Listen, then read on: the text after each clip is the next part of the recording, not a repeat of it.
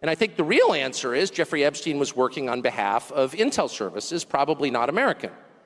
And we have every right to ask, on whose behalf was he working? How does a guy go from being a math teacher at the Dalton School in the late 70s with no college degree to having multiple airplanes, a private island, and the largest residential house in Manhattan?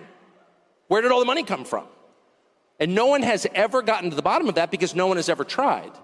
And moreover, it's extremely obvious to anyone who watches that this guy had direct connections to a foreign government.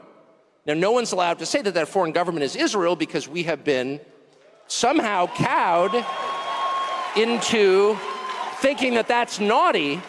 There is nothing wrong with saying that. There is nothing hateful about saying that. There's nothing anti-Semitic about saying that. There's nothing even anti-Israel about saying that. I've spent my entire life pretty much in Washington, where I knew and loved a number of people, including one very close person who worked at CIA. That has never prohibited me from saying, I think the CIA has done some horrible things, murdered a bunch of people, participated in the murder of a sitting US president. It's got a whole trail of crimes. That doesn't make me a disloyal American. It doesn't make me anti-American in any sense. I was born here. My family's been here for hundreds of years. I love this country. That's why I live here. So criticizing the behavior of a government agency does not make you a hater. It makes you a free person. It makes you a citizen. You're allowed to do that because you're not a slave, you're a citizen.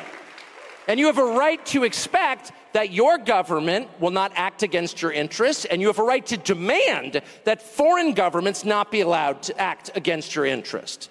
That's not creepy. It shouldn't be forbidden.